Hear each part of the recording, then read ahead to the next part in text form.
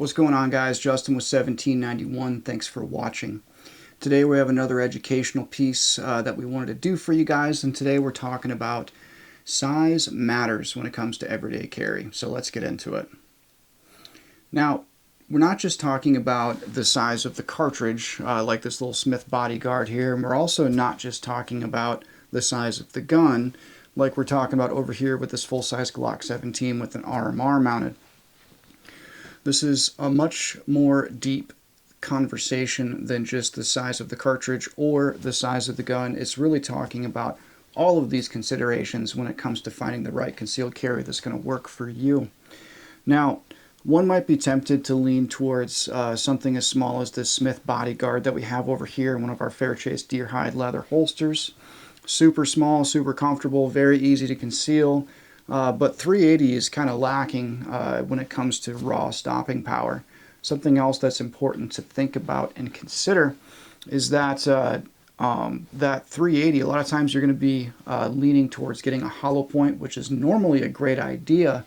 But sometimes 380, depending on the hollow point, can really struggle to get to that 12 inches of depth on ballistic gelatin. Is a pocket pistol deadly enough for concealed carry? This one's chambered in 380 auto, and you want to make sure that it's deadly before you carry it. The FBI said that the ideal distance is 12 inches into ballistics gel with a heavy cloth barrier. So here are the three different types of ammo we're going to throw at it. First up, we've got some FMJ Fiocchi. Thank you to Gun Prime for this ammo, and this Fiocchi has no hollow points. Next, we have some Winchester silver tips, and finally, Defiant Munitions copper hollow points. Fiocchi FMJ. Winchester.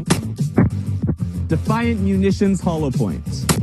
The FMJ had quite a bit of expansion, but zipped almost all the way through and got caught right here. This thin line, if we follow it, goes to our Winchester hollow point. It went about 1 inch less than the FMJ. And this bit of fabric was caught with it, making it not expand. Following the wound channel of the 380 auto, this thing stopped at 12 inches. So it turns out 380 auto, if you've got the right ammo, can do the job. To meet that FBI standard. Now, I know maybe you're not an FBI agent, but that FBI metric is actually a pretty good metric for really anybody when it comes to selecting something that's going to be effective for them for a self-defense deadly force encounter. A full metal jacket will definitely get to that penetration factor, but if it's a hollow point, a lot of 380 hollow points will really struggle to get to that depth. So you want to make sure that you select the right bullet if you're trying to go with something like that that's really small. Now, the other thing that is important to consider when it comes to looking at a small, like micro semi-auto pistol like that, is shootability. These little bitty blasters are really kind of tough to shoot with any serious level of proficiency. Something else that's really difficult with these micro auto pistols is reloading. I don't care what you're carrying. I don't care if it's like a little bitty bodyguard or a full-size Glock 17. You most definitely should be carrying spare ammunition with you. And we actually did a video not long ago talking about the importance of that. So I'm not going to get into that here, but I will provide a link down in the description below if you want to go watch that video on the importance of carrying extra ammunition. So, again, reloading is kind of tough with these little guys. The magazines are small, the guns are small, the magazine release button is small, everything is small. And I'm not a big dude. I got, I'm 5'8", 175, 180 pounds depending on the day. And I've man hands. I don't have like huge hands, but anyways, I have like full-size man hands, and it's kind of difficult to grab these little bitty pistols and, number one, shoot them with a meaningful level of proficiency, but it's also kind of difficult to operate them, especially under stress, especially when it comes to trying to go for a reload. Now, on the extreme opposite end, we have this full-size Glock 17. The shootability, like, heck yeah, full-size pistols are awesome for shooting. Very, very shootable as opposed to a little bitty bodyguard like that. This is in 9mm, so that's a very, very trusted kind of old standby when it comes to a defensive pistol cartridge. So that's pretty good there. I also have an RMR on this gun, which actually, it makes the accuracy just kind of like a cut above, you know what I mean? So the tough part with a full-size pistol like this full-size Glock 17 is concealability. Again, kind of like putting everything on a scale. What we're giving up in concealability, we're gaining in shootability. What we're gaining in shootability, sometimes we give it up on the concealability side of things. So I have this in this outside the waistband BH holster, and that's a super comfortable way to carry, but it's kind of difficult to conceal underneath like a shirt, you know what I mean? It's even underneath a flannel like I'm wearing. Kind of difficult to conceal that thing because of the extra long full-size pistol grip. Just makes it kind of tough. Reloading, no big deal. That full-size grip, full-size mags, it's very easy to do that reload, so not a problem there. It's just, you know, depending on the time of year and also kind of depending on your body type, it might be really difficult to conceal a full-size pistol like this. So that kind of brings me to the Goldilocks zone that I have in the middle.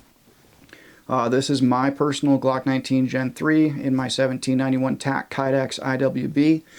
I really like this because it kind of strikes a good balance. It struck a balance for me for many years between it's small enough to where concealability is really not that much of a factor, but we're also using a full-size duty cartridge like the 9mm, and with proper hollow points, we have no problem getting to that 12 inches of ballistic gelatin penetration, and we have a much more assured mushrooming factor on the bullet as opposed to a 380, because a lot of times 380 is not going fast enough to get that mushrooming effect, and like it's very, very common to dig hollow points out of ballistics gel from a 380 that haven't even expanded at all. But that 9mm going much, much faster, it does it. It has a much more assured opening rate versus 380. The size of the Glock 19 is also very good, at least for me and my body body type and my hand size. Very shootable. I can get a full grip on it. Reloads are no big deal. Just because the grip is just long enough to where the opening of that grip is right at the palm of my hand. So when I go for that reload, it's very efficient, very quick. I don't have to even think about it. So these are just a few things to consider. At the end of the day, carry your gun, carry a gun, carry something, I don't care. This is really meant to be more of an educational primer to really get you guys thinking deeply and intentionally about concealed carry, making sure that you're not just selecting something because like because that's what you're going to settle with, because like it's comfortable enough for you to carry and you're just going to settle on it.